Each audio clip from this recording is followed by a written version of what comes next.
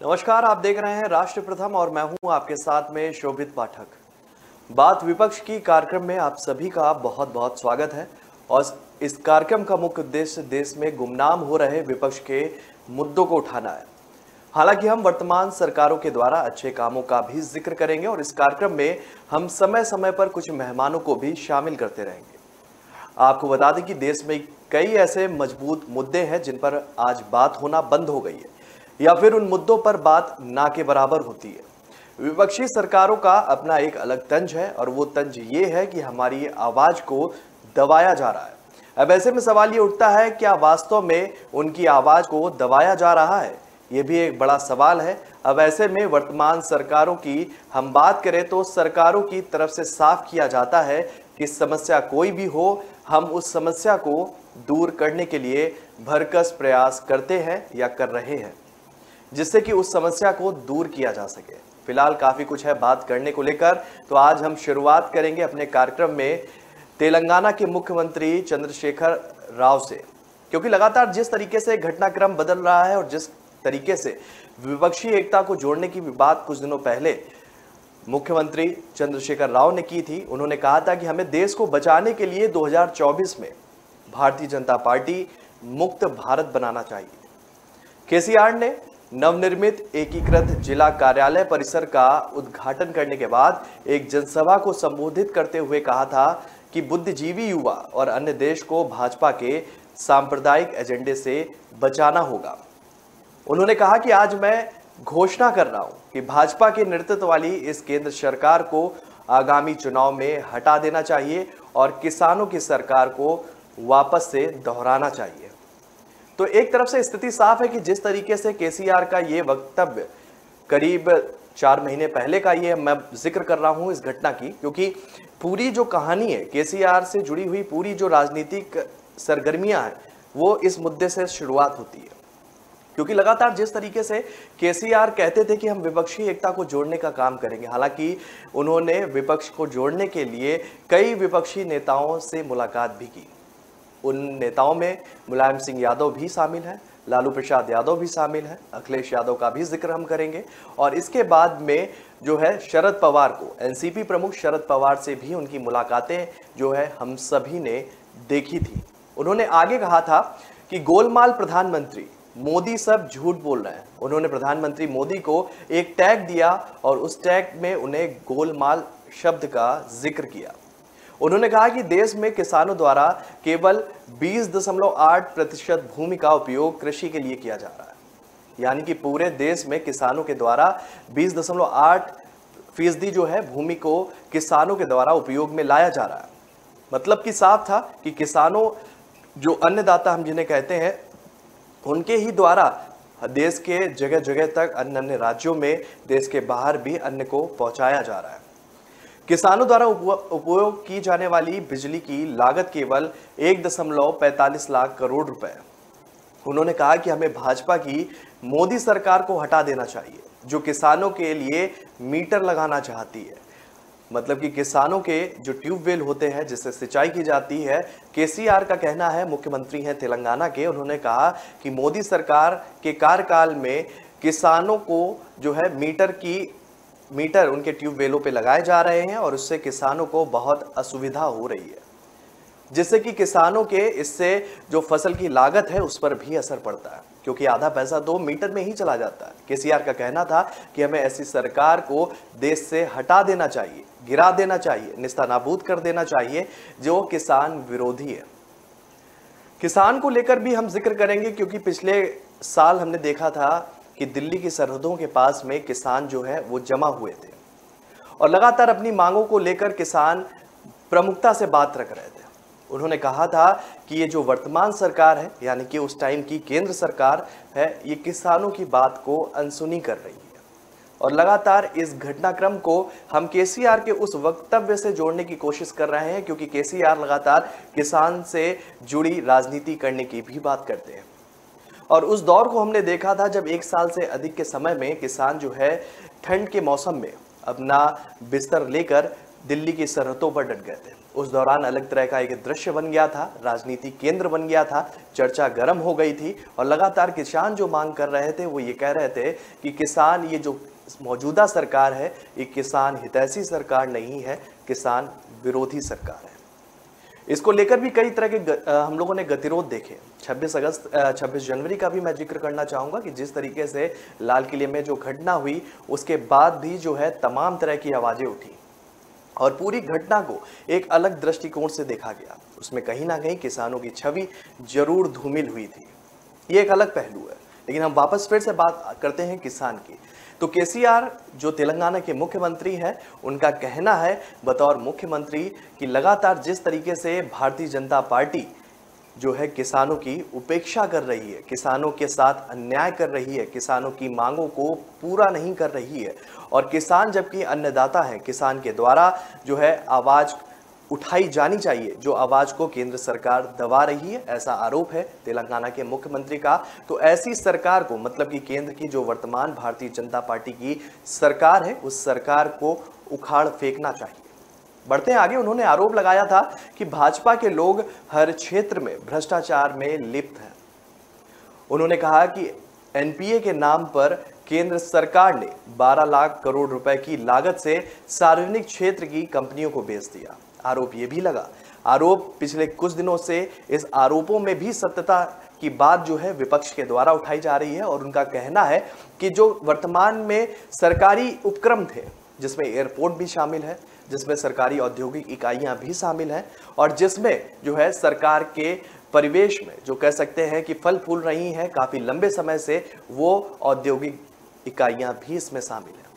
तो इस तरीके से वो केसीआर ने आवाज उठाई थी। उन्होंने कहा था कि जो वर्तमान सरकार है वो देश की ऐतिहासिक पिछली धरोहरों को जो है प्राइवेट हाथों में सौंप रही है। ये केसीआर का ही आरोप नहीं है, ये विपक्ष के तमाम दलों का भी आरोप है। इस पर भी हम बात करेंगे, लेकिन उससे पहले आपको बता दें कि इस तरीके के आरोप जो लगाए थे, क्योंकि जिस तरीके से एयरपोर्ट का जो है विस्तारीकरण किया गया था, एयरपोर्ट्स को कुछ प्राइवेट हाथों में सौंपा गया था और केंद्र सरकार का ये कहना था कि इससे जो है देश की वर्तमान सरकार पर जो बोझ है वो कम हो जाएगा और जो उसकी वो 50% जो है वो संचालित अभी भी एयरपोर्ट को करती रहेगी, लेकिन जो है इसका दायित्व जो है सरकार के पास से कम हो जाएगा और सारी नियुक्तियां जो है वो प्राइवेट, मतलब कि जिन हाथों में वो जा रहा है उनके द्वारा की जाएगी। इससे भी जो है हम अपने सरकारी धन को सुरक्षित रख सकते हैं, सरकार का ये तर्क था।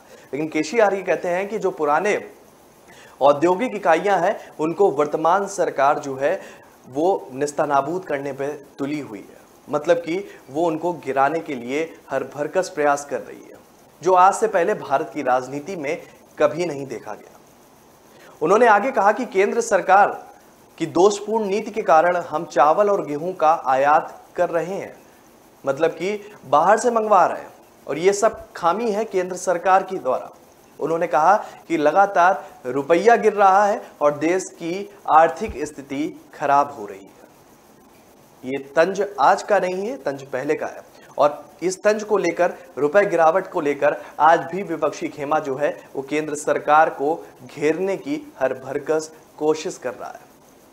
तो बतौर मुख्यमंत्री जो है तेलंगाना के केसीआर, उन्होंने कहा कि ये जो रुपया है वो लगातार गिर रहा है और जिस तरीके से देश की आर्थिक स्थिति है वो खराब हो रही है और वर्तमान सरकार जो है वो बाहरी परिदृश्य में अपने आप को मजबूत दिखाने की कोशिश कर रही है, लेकिन हकीकत जो है वो दिन ब दिन खराब होती जा रही है।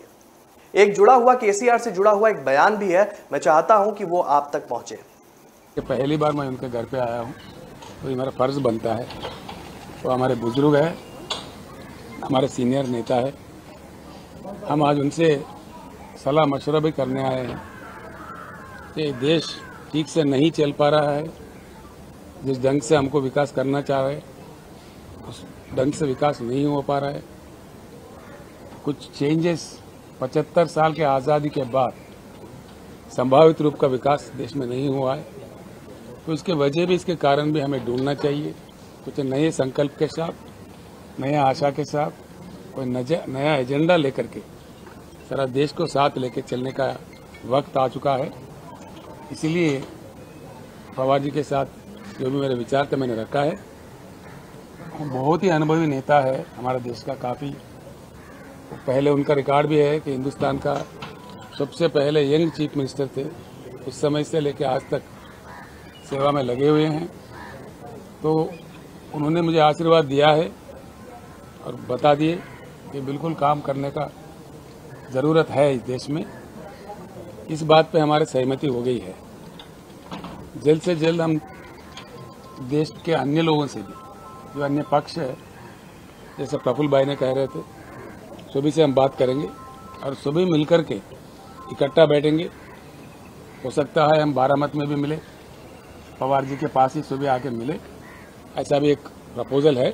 तो सभी लोगों से बात करके एक बैठक होगी जल्द से जल्द।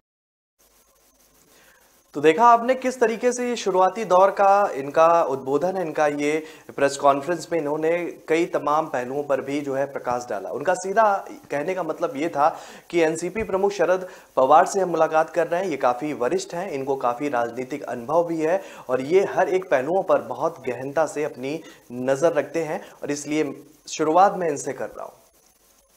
क्योंकि एनसीपी प्रमुख शरद पवार का भी एक अपना कद है, काफी वरिष्ठ नेताओं में उनकी गिनती है और राजनीतिक अनुभव भी उनका अपने आप में अलग है।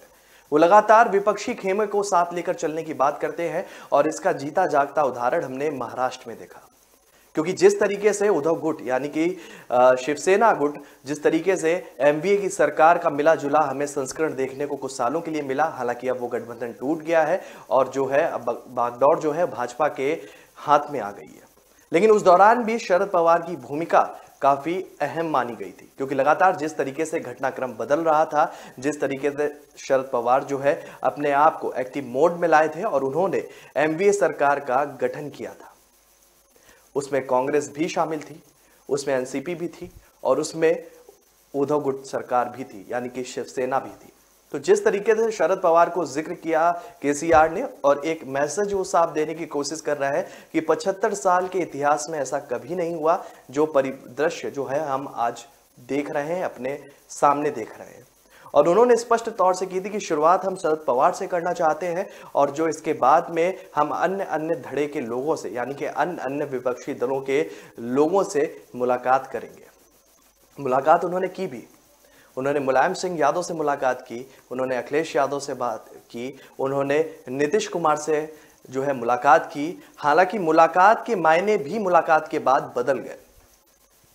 एनसीपी प्रमुख ने जब नीतीश कुमार से मुलाकात की थी, वो बिहार दौरे पे थे अपने कुछ दिनों पहले, तो उन्होंने कहा था कि विपक्षी मतलब हम नीतीश कुमार के साथ हैं और नीतीश कुमार को ये अगुवाई करनी चाहिए विपक्षी दलों की और उनको एक छत के नीचे सभी को लाना चाहिए और सभी की एकजुटता से हम मजबूत विपक्ष की भूमिका को निभाएंगे और वर्तमान की केंद्र सरकार को यानी कि भारतीय जनता पार्टी की सरकार को उखाड़ फेंकेंगे। तो अपने आप में एक अलग तरह का दृश्य जो है वो बनता हुआ दिखा। हालांकि इसके बाद नीतीश कुमार के दौरे का भी हमने जिक्र किया अपने कार्यक्रमों के माध्यम से, उसको लेकर भी विस्तार से हमने बात की, लेकिन बात आज फिर उसी मुद्दे पर हम करेंगे। जब नीतीश कुमार दिल्ली आते हैं, आज से 3-4 हफ्ते पहले वो मुलाकात करते हैं राहुल गांधी से, क्योंकि कांग्रेस की कमान और कांग्रेस की बागडोर जो है वो राहुल गांधी के हाथ में है। दूसरे शख्सियत का हम जिक्र करेंगे। नीतीश कुमार ने मुलाकात की अरविंद केजरीवाल की। अरविंद केजरीवाल की मुलाकात को भी लेकर काफी अहम जो है उनकी भूमिका रही। उन्होंने कहा अरविंद केजरीवाल से उन्होंने मुलाकात की, अरविंद केजरीवाल को साधने की उन्होंने हर भरकस कोशिश की और उनसे कहा कि आप भी हमारे साथ मिलकर जो केंद्र सरकार है उसके खिलाफ लड़े। हालांकि इसके बाद, इस मुलाकात के बाद अरविंद केजरीवाल का एक बयान सार्वजनिक रूप से जो है उन्होंने साझा किया। उन्होंने कहा कि हम विपक्षी एकता में शामिल नहीं होंगे, हम एक अपना अलग गुट है मेरा और हम इसको लेकर अलग तरीके से राजनीति करेंगे। मतलब कि स्पष्ट साफ था, अरविंद केजरीवाल ने कहा कि हम लगातार जो है हम आपके साथ हमारा समर्थन है, ये हम कहते हैं, लेकिन हम आपके साथ मिलेंगे नहीं। क्योंकि जिस तरीके से आम आदमी पार्टी आज अपने आप को रिप्रेजेंट कर रही है, चाहे वो पंजाब चुनाव में जीत को लेकर वो उत्साहित है, गुजरात चुनाव को लिए उसने पूरी ताकत झोंक दी है और हिमाचल चुनाव के लिए वो तैयारियां कर रही है, लेकिन अभी पूरा फोकस उसका गुजरात चुनाव में है। तो निश्चित तौर पर अरविंद केजरीवाल ने साफ कर दिया कि कहीं ना कहीं इशारा इस तरफ भी था कि भाई हम भी मजबूत विपक्ष की भूमिका हम खुद जो है उस भूमिका को आगे चलकर आने वाले समय में आगे की राजनीति में हम खुद उसको लीड करेंगे, क्योंकि अरविंद केजरीवाल की तरफ से स्पष्ट किया गया कि हम कतई भी मतलब जो धड़ा है हमारा कांग्रेस से जुड़ा हुआ धड़ा है, कांग्रेस से जुड़े हुए जो लोग हैं, कांग्रेस का अस्तित्व है वो अब हीन होता चला जा रहा है, मतलब कि खत्म होता चला जा रहा है। इसका जिक्र बतौर मुख्यमंत्री अरविंद केजरीवाल कई बार, एक बार नहीं कई बार सार्वजनिक मंच से साझा कर चुके हैं। अभी कांग्रेस में जब अंतर्कलह हुई तब भी इस बात का उन्होंने जिक्र किया कि अरविंद केजरीवाल ने कहा कि कांग्रेस जो है वो भीतर खाने ही चित हो रही है। उन्होंने आरोप भी लगाया था। जिक्र मैं इस केसीआर से जुड़े हुए इस पूरे घटनाक्रम का जिक्र मैं इस वजह से कर रहा हूं क्योंकि बात हम कर रहे हैं विपक्ष की, और विपक्ष की हर उस बात पर प्रकाश डालेंगे जिसको जो है मंच से साझा किया गया या जिस बात का अपने आप में कोई अर्थ निकलता हो, तो उसमें अरविंद केजरीवाल की भी भूमिका है।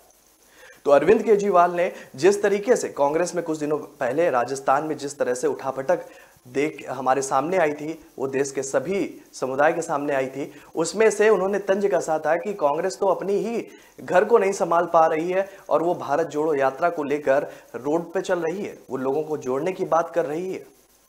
क्या भारत जोड़ो यात्रा उससे पहले उसे घर जोड़ो यात्रा नहीं करनी चाहिए? ये अरविंद केजरीवाल का जो है ये तंज भी था। और फिर उन्होंने एक बयान दिया कुछ दिनों बाद कि गुजरात में अब जब चुनाव होंगे तो वैसे बार गुजरात की अगर हम बात कर रहे हैं तो गुजरात में मुख्य धड़े जो हैं वो दो थे अरविंद केजरीवाल के आने से पहले, एक कांग्रेस एक भाजपा, दोनों में जबरदस्त टक्कर मिलती थी और जो लीड बनाती थी वो भाजपा, और 27 साल से गुजरात में राज कर रही है। लेकिन अरविंद केजरीवाल धड़ा जुड़ने से उन्होंने इस बात पर जो है प्रकाश डाला था कि मजबूत विपक्ष की भूमिका हम आगे चलकर निभाएंगे और इसके लिए जो रास्ता है वो गुजरात से होते हुए जाता है। गुजरात की राजनीति की बात इसलिए कर रहे हैं क्योंकि अरविंद केजरीवाल इस समय पूरी तन्मय धन से मतलब हर एक चीज पर गुजरात के लोगों की भावनाओं को छूने की कोशिश कर रहे हैं। उन्हें लगता है कि अगर हमने गुजरात जीत लिया, क्योंकि गुजरात वो केंद्र है जो केंद्र सरकार की प्रतिष्ठा का दांव भी हो सकता है। तो अरविंद केजरीवाल का सीधा है कि भैया मजबूत तो हम हैं, विपक्ष जो है वो भूमिका आगे चलकर कांग्रेस अस्तित्वहीन होती चली जा रही है। पश्चिम बंगाल की मुख्यमंत्री का भी हम जिक्र करेंगे क्योंकि उनसे भी नीतीश कुमार की मुलाकात के बाद भी ये भी कयास लगाए थे कि ये जुड़ेंगी, लेकिन अभी उन्होंने किसी भी तरह से विपक्षी एकता के साथ जुड़ने की हर वो संभव कोशिश को खारिज कर दिया है जिसमें उनकी जुड़ने की बात कही गई। तो अरविंद केजरीवाल का कहना था कि गुजरात में जिस तरीके से जो समीकरण है अब वो त्रिकोणीय हो गया है और उसमें नंबर 1 पे है भारतीय जनता पार्टी, नंबर 2 पे हम फाइट करेंगे, कांग्रेस का अस्तित्व गुजरात में खत्म हो गया है, सार्वजनिक मन से कहते हैं। तो एक बात तो साफ हो गई कि केसीआर चाहे जितनी भी कोशिश कर लें या नीतीश कुमार जितनी भी कोशिश कर लें, ये धड़ा जो है ये विपक्षी खेमे के समर्थन तो करता दूर से ये तो कहेगा कि हम जो है आपके साथ हैं, लेकिन ये उसमें अपनी भूमिका को स्पष्ट तौर पर नहीं रखेगा। इस बात से इस बात का अंदाजा भी लगाया जा सकता है। तो केसीआर ने जब नीतीश कुमार से बिहार में बात की, उन्होंने कहा कि आप विपक्षी खेमे को जोड़िए, विपक्षी एकता को जोड़िए, विपक्षियों को मजबूत करें, क्योंकि विपक्ष जब तक एक नहीं होगा तो भारतीय जनता पार्टी का विजयी रथ जो जिस गति से चल रहा है उसको रोका नहीं जा सकता है। और लगातार जिस तरीके से कह सकते हैं घटनाक्रम में उतार चढ़ाव देख रहे हैं, उस हिसाब से भारतीय जनता पार्टी जिस गति से आगे बढ़ रही है उसको बिना एकता से रोका भी नहीं जा सकता है। तो नीतीश कुमार ने पैरवी की, नीतीश कुमार ने मुलाकात भी की, हर विपक्षी नेताओं को जोड़ने की बात भी कही, अखिलेश यादव से भी उन्होंने मुलाकात की और अखिलेश यादव ही वो व्यक्ति हैं जिन्होंने पहला समर्थन देने की बात कही नीतीश कुमार को। उन्होंने कहा कि हम आपके साथ हैं, आप विपक्षी एकता को जोड़िए, आप जहां कहेंगे वहां हम मदद करने के लिए तैयार है, क्योंकि अखिलेश यादव भी राष्ट्रीय राजनीति में रुचि रखते हैं और उनकी भी कहीं ना कहीं ये ख्वाहिश होगी कि हम प्रदेशी राजनीति से हटकर राष्ट्रीय राजनीति में जो है अपने कद को अब व्यापक करें, क्योंकि निश्चित ही तौर पर कहीं ना कहीं जो उत्तर प्रदेश सरकार है उसमें समाजवादी पार्टी जो है एक मजबूत विपक्ष की भूमिका को निभा रहा है, इस बात से भी इनकार नहीं किया जा सकता है। बात करेंगे, आगे करेंगे। यहां तक तो हमने बात कर ली कि लगातार विपक्षी खेमों को बात हुई। हालांकि नीतीश कुमार ने जब इनेलो की रैली को संबोधित उन्होंने किया भी करीब 10 दिन पहले, तब उन्होंने सार्वजनिक मंच से ये घोषणा कर दी, क्योंकि लगातार ये कयास लग रहे थे कि अब अगर विपक्षी खेमा एक हो जाएगा तो फिर प्रधानमंत्री पद का उम्मीदवार कौन होगा, दावेदार कौन होगा। जिसे हर एक इंसान, हर एक खेमा कह सकते हैं, चाहे वो पश्चिम बंगाल की बात करें, चाहे वो बसपा की बात करें, चाहे वो समाजवादी पार्टी की बात करें, और चाहे वो हम कांग्रेस की बात करें, चाहे वो आम आदमी पार्टी की बात करें, ये सारे खेमा एक एक धड़े के नीचे आकर किसी एक व्यक्ति का नाम उजागर करें। तो ये कयास लग रहे थे कि नीतीश कुमार जो है वो इस धड़े से संभावित प्रधानमंत्री पद के उम्मीदवार हो सकते हैं, लेकिन ऐसा भी नहीं हुआ, क्योंकि ये संभव ही नहीं है। कुछ ऐसे धड़े हैं विपक्ष में जो लगातार बात करते हैं कि हम प्रधानमंत्री बनने में बन सकते हैं। उसमें अखिलेश यादव का भी नाम चर्चा में जुड़ गया है, उसमें राहुल गांधी का भी नाम जुड़ गया है, और उसमें जो है पश्चिम बंगाल की मुख्यमंत्री ममता बनर्जी भी शामिल है। इसी वजह से वो विपक्षी खेमे में एक साथ उन्होंने जुड़ने की बात को नकार दिया, और उन्होंने इस संबंध में कोई भी स्पष्ट जो है अभी तक अपना वक्तव्य जारी नहीं किया। फिर इसके बाद केसीआर की भूमिका थोड़ी सी डगमगाई और उन्होंने नई पार्टी यानी कि राष्ट्रीय मंच पर जो है अपनी पार्टी का विस्तार करने की योजना बना डाली। एक केसीआर का वो आपने बयान सुना था जिसमें वो कह रहे हैं कि हम विपक्षी एकता को जोड़ेंगे, और फिर धीरे से साइडलाइन होते हुए दिखे। तेलंगाना के सीएम केसीआर ने अपनी राष्ट्रीय पार्टी की घोषणा कर दी 2 दिन पहले, माफ कीजिए कल ही की है, दशहरे के दिन पे। और केसीआर की पार्टी का नाम अब टीआरएस की जगह बीआरएस होगा। यह भी अपने आप में एक खबर है, और यह भी अपने आप में एक महत्वपूर्ण बिंदु भी बन जाता है, क्योंकि ये वही केसीआर है जो लगातार ये दावा करते थे कि हम पार्टी को जोड़ेंगे, हम पार्टी के लोगों के साथ चलेंगे, हम विपक्षी एकता को मजबूत करेंगे, हम किसान के मुद्दे उठाएंगे, हम लोगों की मतलब कि मध्यम वर्गीय परिवार हैं, जो निम्न तबके के लोग हैं, उनकी आवाज बनेंगे, और खुद ही जो है एक नई पार्टी का गठन कर लेते हैं। और यहां पे ये बात जो है प्रश्न चिन्ह बन जाता है कि लगातार क्या केसीआर चाहते हैं कि उनकी भी लालसा कहीं ना कहीं प्रधानमंत्री पद तक पहुंचनी चाहिए। ये उनके क्या हो सकते हैं विचार, तो ये भी अभी आने वाले दिनों में स्पष्ट हो जाएगा। तो पार्टी का नाम बदलकर टीआरएस की जगह बीआरएस कर दिया है, और पार्टी के नाम में ही टी हटाकर बी लगाने की पीछे की मंशा जो है वो पार्टी को राष्ट्रीय बनाए जाने को लेकर है। यानी कि पहले जो नाम तेलंगाना राष्ट्र समिति हुआ करता था वह बदलकर अब भारत राष्ट्र समिति कर दिया गया है। मतलब कि नाम को ही परिवर्तित कर दिया और टी की जगह बी शब्द का प्रयोग कर दिया, और ये अंतर जो है व्यापक हो गया। प्रदेश से हटकर आप राजनीतिक जो दौड़ है, जो राजनीतिक पार्टियों की दौड़ है, उसमें जो है अपने आप को वो प्रथम अगुवाकार मान रहे हैं। इसको लेकर जोर शोर से तैयारियां भी की गई, और तैयारियों को लेकर मतलब जो आने वाले लोकसभा चुनाव है, कहीं ना कहीं केसीआर को लगता है कि इसमें उनकी भूमिका काफी मजबूत हो सकती है। ये एक्सपेरिमेंट भी है, ये जो है ये विस्तार भी है, और ये जो है लगातार एक उम्मीद भी है उनको लगता है कि हम वो धड़े हैं जो आगे चलकर विपक्षी खेमे को साध सकते हैं।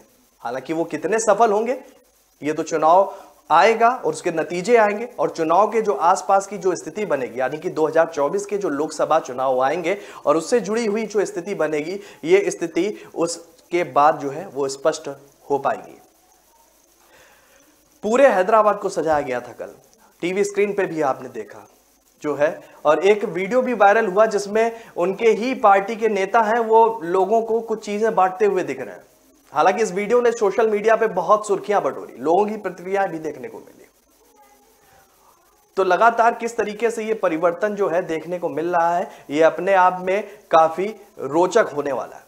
भाई केसीआर भी पार्टी की घोषणा करने के लिए तेलंगाना भवन पहुंचे थे। उन्होंने बकायदा तेलंगाना भवन से पार्टी के नाम की घोषणा कर दी।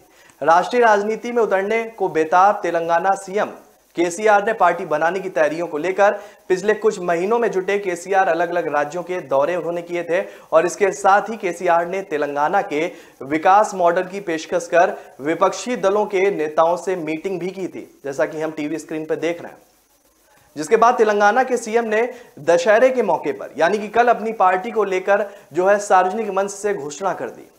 यह भी दौर जो है हमने कुछ दिनों पहले देखा था। जिक्र करें गुलाम नबी आजाद का, इस वजह से क्योंकि विपक्ष के अगुवाकार की भूमिका वो रखते हैं, और लेकिन कहीं ना कहीं जो है एक नई पार्टी का उन्होंने गठन करने के बाद में उनकी पैठ, उन पार्टी की झुकाव जो है, उनकी पार्टी का जम्मू कश्मीर में जिस तरीके से उनका उदय हुआ है डेमोक्रेटिक आजाद पार्टी का, वो झुकाव जो है कहीं ना कहीं भारतीय जनता पार्टी के साथ मिलता हुआ दिख रहा है।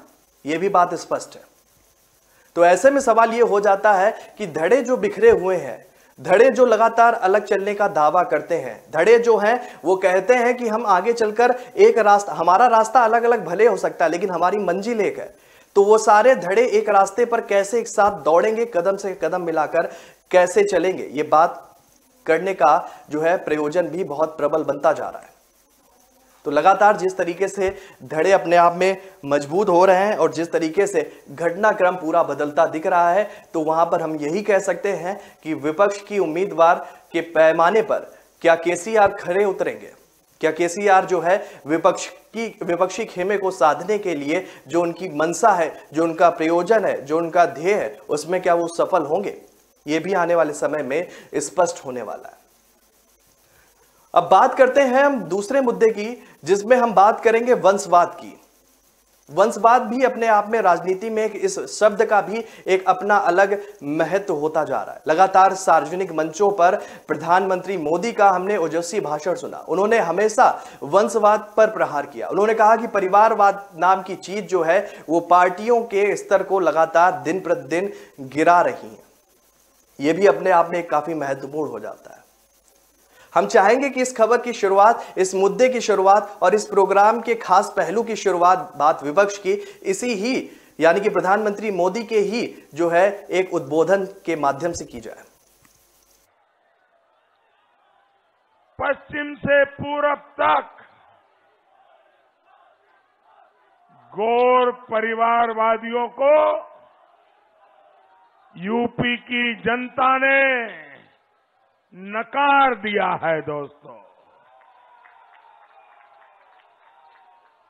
यूपी के लोगों ने बता दिया है कि यूपी की गाड़ी अब जात पात की गलियों में अटकने वाली नहीं है। उसने विकास के हाईवे पर रफ्तार भर ली है और जाति से ऊपर उठकर राष्ट्रहित का सम्मान और परिवारवाद का विरोध, यही तो बलिया की परिभाषा है। तो निश्चित ही तौर पर एक जो है वो संदेश देते हैं, वो सार्वजनिक मंच से कई बार इस शब्द का प्रयोग कर चुके हैं और भी हमारे पास उनके वक्तव्य है। उनको अभी आगे प्रोग्राम जिस तरीके से आगे बढ़ेगा हम आपके सामने रखते रहेंगे। भाजपा ने मिशन 2024 की तैयारियां शुरू की। मोदी सरकार के पिछले कार्यकाल में भाजपा ने कांग्रेस मुक्त भारत का नारा दिया था और पार्टी के रणनीतिकारों का मानना है कि इस राह पर उसे काफी हद तक सफलता भी मिली। भाजपा ने कांग्रेस पार्टी और उसके सिपह सलाहकारों को खासा नुकसान भी पहुंचाया था और मिशन 2024 के लिए अब पार्टी ने वैसा ही अभियान विभिन्न प्रदेशों में भी शुरू कर दिया है। यानी कि प्रधानमंत्री मोदी की जो पिछले कुछ दिनों में हम लगातार यात्राएं देख रहे हैं, जिस तरीके से उन्होंने प्रदेश के दौरे किए हैं, वो भी काफी महत्वपूर्ण माने जा रहे हैं और वो भी लोकसभा चुनाव 2024 से जुड़े हुए ही दौरे, जो रणनीतिकार हैं उन दौरों को, प्रधानमंत्री मोदी के दौरों को उनसे जुड़ा हुआ देख रहे हैं। खासतौर से उन राज्यों में जहां पर राजवंशी परंपरा से शासन चल रहा है। इशारा साफ है, उत्तर प्रदेश जिसमें भारतीय जनता पार्टी की पैठ है। तो किस तरीके से इस मुहिम में उत्तर एवं दक्षिण भारत के कई राज्यों के राजवंशों पर भगवा टोली की टेढ़ी नजर है, कांग्रेस की भी तरफ इशारा है, क्योंकि जो है सोनिया गांधी के नेतृत्व में परिवारवाद को लेकर लगातार वो सार्वजनिक मंचों से ये बात कहते आए हैं। पार्टी अब कांग्रेस मुक्त भारत से जो है कदम आगे बढ़ाकर काम करना चाहती है। मतलब पार्टी का एक उद्देश्य है, जो करंट में केंद्र में बैठी सरकार है उसका एक ध्येय है, वो ये है कि वो चाहती है कि वर्तमान का जो परिदृश्य है वो लगातार बदल जाए।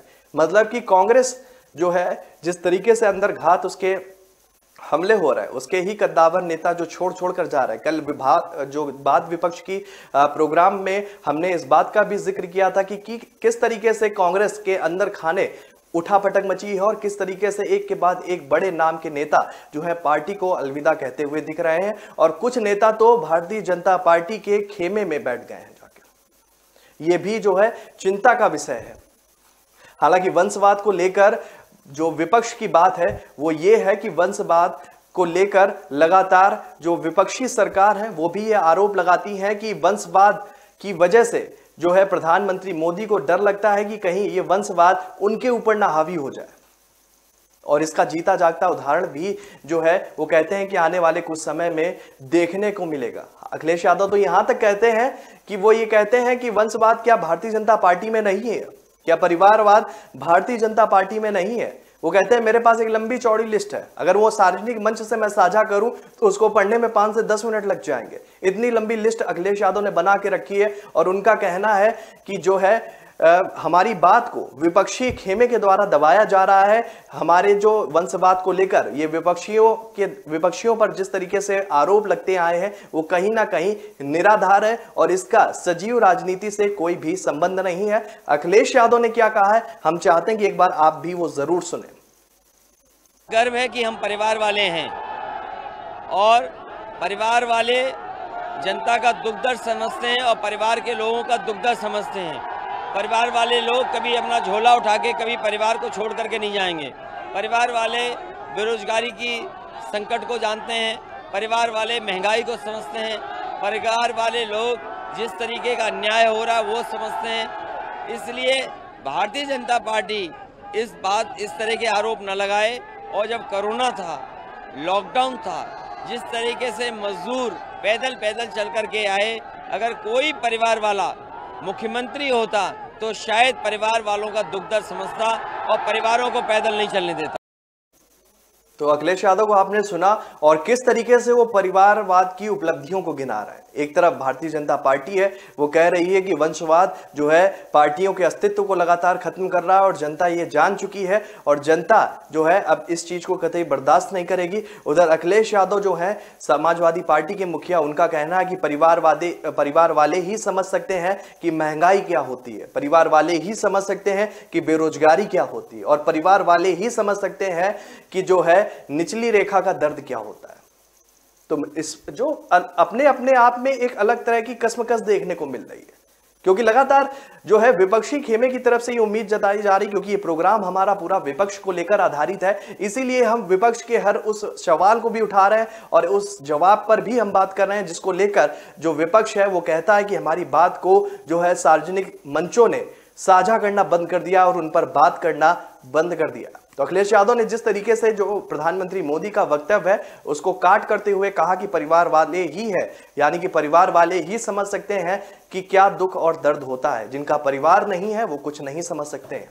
ये स्पष्ट तौर पर उन्होंने एक मैसेज दिया। बात करते हैं जेपी नड्डा की, क्योंकि कुछ दिनों पहले वो भी कह चुके हैं कि देश की सबसे पुरानी पार्टी अब लुप्त होने की कगार पर है। उन्होंने इशारा जो है वो कांग्रेस की तरफ था। उनका कहना था कि जो पार्टी है वो लुप्त होने की कगार पे है। हालांकि विपक्षी पार्टी यानी कि कांग्रेस कहती है कि हम जो है भारत जोड़ो यात्रा के द्वारा एक बड़ा परिवर्तन लाएंगे और लोकसभा 2024 के चुनाव में भारतीय जनता पार्टी को करारी मुंह की खानी पड़ेगी। ये भी स्पष्ट कर दिया गया है कांग्रेस की तरफ से। और उन्होंने कहा कि वंशवाद की राह पर चल रहे क्षेत्रीय दलों के पास भी सिद्धांतों और नीतियों का घोर संकट है। मतलब कि उनके पास कोई सिद्धांत नहीं है, उनकी कोई नीति नहीं है, उनके कोई विचार नहीं है। जो कुछ था वो खत्म कर चुके हैं, विचार वो जनती ही नहीं कर पाते, मतलब उन विचारों का वो सृजन ही नहीं कर पा रहे कि क्या हम जनता के बीच किन विचारों को लेकर पहुंचे। ऐसा भी आरोप लगाया। तो लगातार आरोप लग रहे हैं, उसका प्रत्यारोप भी हो रहा है और लगातार जिस तरीके से विपक्षी खेमा जो है वो कहीं ना कहीं उसकी स्थितियां जो कह सकते हैं विपक्षी खेमे के जो पायदान है वो कहीं ना कहीं डगमगाते हुए दिख रहे हैं। इसका जीता उदाहरण भी हम इस वंशवाद के जब हम बात कर रहे हैं इस मुद्दे पर, एक प्रधानमंत्री 15 अगस्त की हम वो स्पीच को भी सुनाना चाहते हैं जिसमें प्रधानमंत्री मोदी ने लाल किले की प्राचीर से जो है एक बड़ा मजबूत संदेश देने की भी कोशिश की गई थी। जरा आप सुनिए। आजादी के 75 वर्ष पूर्ण होने पर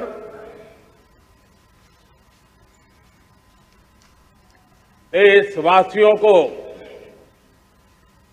अनेक अनेक शुभकामनाएं। बहुत बहुत बधाई। न सिर्फ हिंदुस्तान का हर कोना, लेकिन दुनिया के हर कोने में आज किसी न किसी रूप में भारतीयों के द्वारा या भारत के प्रति अपार प्रेम रखने वालों के द्वारा विश्व के हर कोने में यह हमारा तिरंगा आन बान शान के साथ लहरा रहा है। मैं विश्व भर में फैले हुए भारत प्रेमियों को, भारतीयों को आजादी के इस अमृत महोत्सव की बहुत बहुत बधाई देता हूं। आज का ये दिवस ऐतिहासिक दिवस है। एक पुण्य पड़ाव, एक नई राह, एक नए संकल्प और नए सामर्थ्य के साथ कदम बढ़ाने का ये शुभ अवसर है।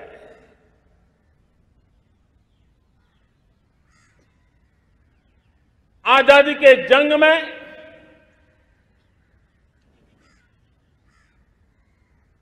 गुलामी का पूरा कालखंड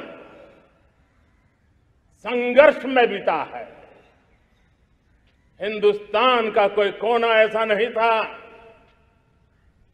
कोई काल ऐसा नहीं था जब देशवासियों ने सैकड़ों सालों तक गुलामी के खिलाफ जंग न किया हो, जीवन न खपाया हो, यातनाएं न झेली हो, आहुति न दी हो। आज हम सब देशवासियों के लिए ऐसे हर महापुरुष को, हर त्यागी को, हर बलिदानी को नमन करने का अवसर है, उनका ऋण स्वीकार करने का अवसर है और उनका स्मरण करते हुए उनके सपनों को जल्द से जल्द पूरा करने का संकल्प लेने का भी अवसर है।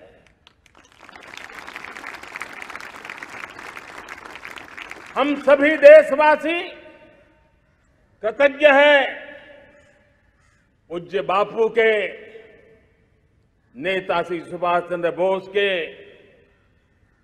बाबा साहब आम्बेडकर के, वीर सावरकर के, जिन्होंने कर्तव्य पथ पर जीवन को खपा दिया। कर्तव्य पथ ही उनका जीवन पथ रहा। यह देश कृतज्ञ है। तो निश्चित ही तौर पर जिस तरीके से प्रधानमंत्री मोदी अपने उद्बोधन में वंशवाद का जिक्र करते हैं, हालांकि विपक्षी खेमा जो है उसे उनके उस संबोधन के हर उस शब्द का कटाक्ष करता है जिसमें वो परिवारवाद का जिक्र करते हैं। राजनीतिक जानकारों का भी कहना है कि दूसरे जो खेमे हैं, यानी कि जो इस समय विपक्षी खेमों की भूमिका निभा रहे हैं, उनका भी जो हस्तक्षेप बहुत जरूरी हो जाता है। और बात उनकी करना इसलिए जरूरी हो जाता है क्योंकि हर उस शब्द का वो तोड़ जानते हैं और तोड़ वो करना भी उनको चाहिए। लगातार जिस तरीके से जो विपक्षी खेमा ये कहता है कि आज का जो दृश्य है, आज का वो समाज है, आज जो मूलभूत जरूरी चीजें हैं वो लोगों तक मुहैया नहीं मिल पा रही। यहां तक कि हमारे पार्टी के अस्तित्व को भी जो है जांच एजेंसियों के डर से दबाया जा रहा है। तो अपने आप में इस तरह की जो भूमिका है वो विपक्ष के द्वारा जग जाहिर की जाती है और उस पर चर्चा की जाती है। अब ऐसे में सवाल उठता है, क्या वाकई में जो केंद्र सरकार है, जिस जगह पे वो आज स्थापित है और जिस गति से वो आगे बढ़ रही, क्या वो वाकई चाहती है कि कोई मजबूत खेमा ना हो या कोई मजबूत विपक्ष ना हो? क्योंकि जिस तरीके से विपक्षी खेमे को जोड़ने की बात कही जाती है, विपक्षी खेमे को एकजुट करने की बात कही जाती है और विपक्षीय चीजों को लेकर एक विस्तृत कह सकते हैं दृश्य लोगों के सामने फैलाया जा रहा है, उससे क्या ये बात साबित होती कि विपक्षी खेमा नहीं होना चाहिए? और होना भी चाहिए तो वो कितना मजबूत होना चाहिए? लगातार जो है भारतीय जनता पार्टी का ही हम जिक्र करेंगे, क्योंकि कहीं ना कहीं कांग्रेस से जुड़ा ये मुद्दा सामने आ जाता है और इस बात पर भी बात करनी जरूरी हो जाती है कि कांग्रेस मुक्त भारत का अभियान का दौर भी वो हमने देखा जब 2014 में केंद्र की सरकार में भारतीय जनता पार्टी की जो है उपलब्धि जाहिर हुई और उन्होंने सत्ता को संभाला। एक लंबा इतिहास, एक लंबा कालखंड हमने देखा जिस तरीके से कांग्रेस सरकार जो है अपने लंबे कार्यकाल के दौरान जो है वो लोगों की चीजों को लेकर जिस तरीके से अंत समय में, मतलब कह सकते हैं 2013 की मैं बात कर रहा हूं, 2013 में 2012 में एक सुगबुगाहट सी शुरू हुई थी और उस सुगबुगाहट का मतलब ये था कि महंगाई का स्तर जो है उस काल में बढ़ने लगा था और लोग ये कहने लगे थे कि विपक्ष में बैठी सरकार भाजपा जो है वो अपने आप को उस मौके को उसने भाप कर अपने आप को एक्टिव मोड में लाया और लगातार उसने जन की आवाज को मजबूत विपक्ष के द्वारा जो है अपनी आवाज के साथ जोड़ा और कांग्रेस की सरकार को उसने चैलेंज दिया। वो दौर भी देखा जब सिलेंडर को लेकर हाहाकार मचा, जब सिलेंडर को लेकर भारतीय जनता पार्टी ने जो अपना एक नारा दिया था कि बहुत हुई महंगाई की मार, अब की बार सरकार। तो कह सकते हैं कि मोदी सरकार, उन्होंने बोला कि मोदी सरकार अब की बार आएगी, महंगाई से हम लोगों को निजात दिलाएंगे और कहीं ना कहीं वो फंडा भी उनका कामयाब होता दिया। उन्होंने जनता की नब्ज को पकड़ा विपक्ष में रहते हुए और जनता की मूलभूत चीजों को उन्होंने उजागर किया और मजबूती के साथ में स्थापित किया और परिवर्तन ला दिया। क्या आज वही परिवर्तन देखने को मिलेगा? क्योंकि लगातार जिस तरीके से एक उम्मीद जताई जा रही थी, एक कयास लगाए जा रहे थे, तो आपको लग रहा है कि क्या वो परिवर्तन आज देखने को मिलेगा? क्योंकि विपक्ष की भूमिका में तब जब हम बात कर रहे हैं 2014 से पहले की, तब मजबूत भूमिका की स्थिति में भूमिका निभाई जो है वो भारतीय जनता पार्टी ने और सत्तासीन हुई, सत्ता पर बैठी और आज दूसरा कालखंड है उसका, मोदी 2.0 कहते हैं उसको, सरकार को। और इसके बाद जिस गति से चल रही है तो विपक्षी खेमे को लगता है क्या वो विपक्षी खेमा वो मजबूत हो पाएगा, वो लगातार क्या वो जागृत हो पाएगा, जिसमें कि विपक्षी खेमे के द्वारा भारतीय जनता पार्टी के उन तमाम जो आरोप भारतीय जनता पार्टी या तमाम विपक्षी खेमे से जुड़े हुए सवालों को रखा गया, क्या विपक्षी खेमा इतना मजबूत हो पाएगा कि उनकी जवाबदेही को वो सार्वजनिक मंच से भारतीय जनता पार्टी के ऊपर वो हस्तक्षेप कर सके? तो सवाल ये भी उठता है। और लगातार जिस तरीके से एजेंडे को भी लेकर बात हमने देखी, क्योंकि विपक्षी खेमा कहता है कि हमारे एजेंडे को दबाया जा रहा है, हमारे एजेंडे को कुचला जा रहा है, हमारे राजनीतिक क्षेत्र को निस्तानाबूद किया जा रहा है और उसके पीछे जो है भारतीय जनता पार्टी की सरकार जो है वो लगातार काम कर रही है और लगातार अपने आप को मजबूत दिखाने की कोशिश कर रही है। तो निश्चित ही तौर पर एक सवाल ये उठता है कि भारतीय जनता पार्टी की तरफ से उनके खेमे को बिखेरा जा रहा है। अब इस बात में कितनी सच्चाई है, इसको लेकर भी बयानबाजी का दौर और अटकलों का दौर जो है वो लगातार चलता रहा है। अटकलें यहां तक लगाई गई कि हमारे किले को ढाने के लिए अब जांच एजेंसियों का प्रयोग किया जा रहा है। पश्चिम बंगाल में जिस तरीके से पिछले कुछ दिनों पहले हमने छापेमारी देखी, वहां से एक बात आई कि विपक्ष को खत्म करने के लिए अब जांच एजेंसियां हैं, उसमें चाहे वो ईडी हो, चाहे एनआईए हो, चाहे वो सीबीआई हो, चाहे वो कोई भी मतलब जांच एजेंसी हो, उनका प्रयोग किया जा रहा है। प्रयोग नहीं किया जा रहा, माफ कीजिएगा, दुरुपयोग किया जा रहा है। यह शब्द लिया गया विपक्षियों के तरफ से। तो उनका यह कहना था कि विपक्षी खेमा जो है उसको बिखेरने के लिए अब जांच एजेंसियों का सहारा लिया जा रहा है। कुछ दिनों पहले उत्तर प्रदेश की हम बात करेंगे, एक इत्र कारोबारी के यहाँ छापा पड़ा था। उस इत्र व्यापारी का कनेक्शन जो है वो समाजवादी पार्टी के मुखिया अखिलेश यादव से जुड़ता हुआ दिखाया गया था। कितना जुड़ा ये स्पष्ट तौर पर जाहिर नहीं हुआ, लेकिन जोड़ता हुआ दिखाया गया था। तो उसमें बयानों का भी दौर शुरू हुआ, वो भी आप लोगों ने देखा, दर्शकों ने देखा। और विपक्षी खेमे की तरफ से, मतलब अखिलेश यादव की तरफ से बाकायदा उस मुद्दे को लेकर एक प्रेस कॉन्फ्रेंस जाहिर की गई और उस मुद्दे में यह बात को रखा गया कि समाजवादी इत्र के नाम पर जिस व्यापारी के यहां छापा पड़ा था, वो समाजवादी इत्र उसने कुछ दिन पहले लॉन्च किया था। तो आरोप यह लगाया गया सरकार की तरफ से, मतलब वर्तमान सरकार जो है भारतीय जनता पार्टी के उत्तर प्रदेश में योगी सरकार की तरफ से आरोप लगाया कि देखिए भ्रष्टाचार की पोल खुल रही है, जनता के मुद्दों के उठाने की बात करते हैं, ये इनके ही नेताओं के घर पर ये काली रकम, मोटी रकम जो है वो बरामद की जा रही है। ये कितने पाक साफ हैं ये भी देखने की जरूरत होनी चाहिए। तो अखिलेश यादव ने प्रेस कॉन्फ्रेंस की, बड़ी प्रेस कॉन्फ्रेंस थी, उन्होंने कई मुद्दों को उठाया और प्रेस कॉन्फ्रेंस के दौरान भी उन्होंने मीडिया के साथियों से एक बात का जिक्र किया कि आप हमारी आवाज बनिए। ये भी जिक्र किया गया। उन्होंने कहा कि आप विपक्ष की आवाज को उठाइए जो नहीं उठा रहे। ये तंज था अखिलेश यादव का। उन्होंने कहा कि जिस तरीके से आपकी भूमिका है कहीं ना कहीं वो भी संदिग्ध जो है स्थिति में दिख रही है। यह आरोप लगाया मीडिया बंधुओं पर भी अखिलेश यादव ने, हालांकि उसको नकारा गया और उसकी जो सवाल था उसको लेकर वहां बैठे पत्रकार, कुछ वरिष्ठ पत्रकार साथियों ने बेबाकी से उसका उत्तर भी दिया, लेकिन आरोप लगाया अखिलेश यादव ने। अखिलेश यादव का कहना था कि ये जो पूरा जो किया धरा है वो चुनाव को लेकर जो है इस मामले को प्रमुखता दी जा रही है। जो समाजवादी पार्टी के जो मुखिया है उनके किले को ढाने की कोशिश की जा रही है। और हालांकि हमारे कार्यकर्ता जो है वो इतने कमजोर नहीं है कि ये इस तरह की कार्रवाई से डर जाए। अगर भारतीय जनता, ये भी उन्होंने कहा उस प्रेस कॉन्फ्रेंस में कि अगर भारतीय जनता पार्टी के पास में कोई सबूत हो तो सबूत लाकर दिखाएं, तब हम जवाब देंगे। हम चुप बैठने वालों में से नहीं है। हमारी स्थिति जो है उत्तर प्रदेश में दिन ब दिन मजबूत होती जा रही है और हम उस दिन की ओर बढ़ रहे हैं जब भारतीय जनता पार्टी को हम निकाल कर फेंक देंगे। ये शब्द थे अखिलेश यादव के। अब हालांकि वो कितने सफल होंगे ये तो आने वाला वक्त ही बताएगा, लेकिन विपक्षी एकता को लेकर उन्होंने कई बार दुहाई दी है।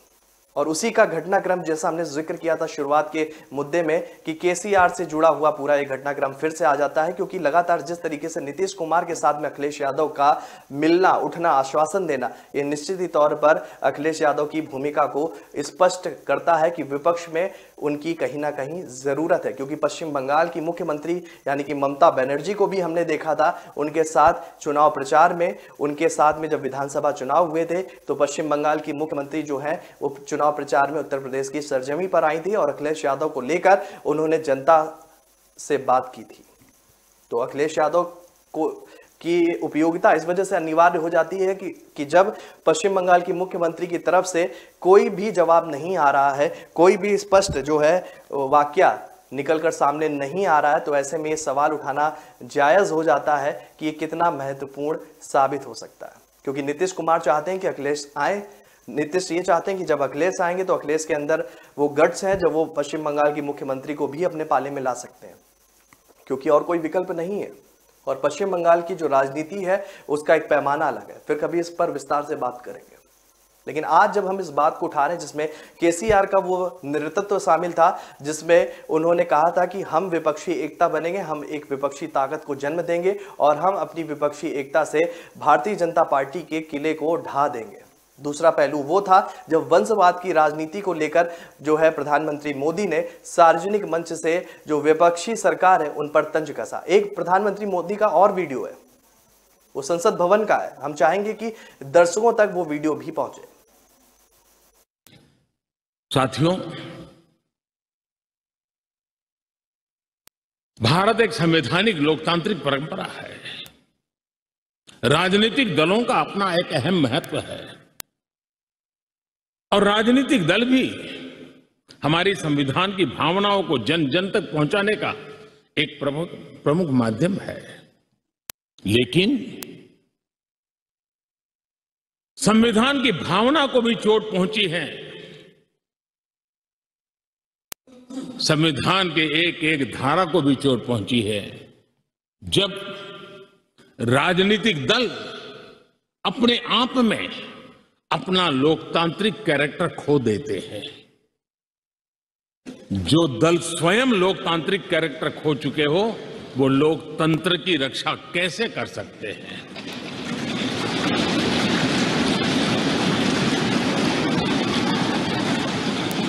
आज देश में कश्मीर से कन्याकुमारी,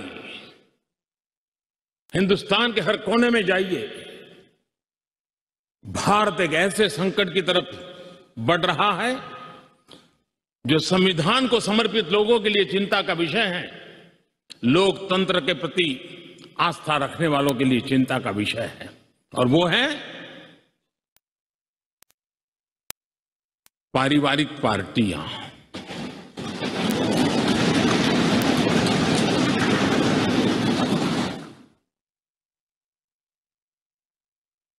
राजनीतिक दल, party for the family, party by the family,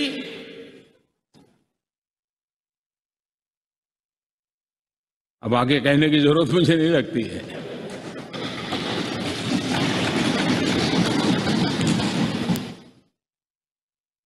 Kashmir से कन्याकुमारी हरी राजनीतिक दलों की तरफ देखिए, ये लोकतंत्र की भावना के खिलाफ है। संविधान हमें जो कहता है उसके विपरीत है। और जब मैं ये कहता हूं कि पारिवारिक पार्टियां, इसका मतलब मैं ये नहीं करता हूं कि एक परिवार में से एक से अधिक लोग राजनीति में ना आए। जी नहीं, योग्यता के आधार पर, जनता के आशीर्वाद से किसी परिवार से एक से अधिक लोग राजनीति में जाएं, इससे पार्टी परिवारवादी नहीं बन जाती है। लेकिन जो पार्टी पीढ़ी दर पीढ़ी एक ही परिवार चलाता रहे, पार्टी की सारी व्यवस्था परिवारों के पास रहे, वो लोकतंत्र, स्वस्थ लोकतंत्र के लिए सबसे बड़ा संकट होता है। और आज संविधान के दिवस पर संविधान में विश्वास करने वाले, संविधान को समझने वाले, संविधान को समर्पित सभी देशवासियों से मैं आग्रह करूंगा कि देश में एक जागरूकता लाने की आवश्यकता है। जापान में एक प्रयोग हुआ था।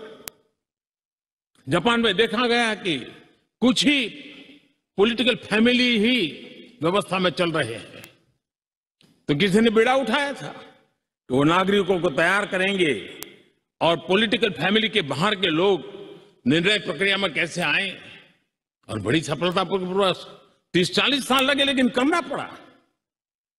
लोकतंत्र को समृद्ध करने के लिए हमें भी हमारे देश में ऐसी चीजों की ओर जाने की आवश्यकता है, चिंता करने की आवश्यकता है।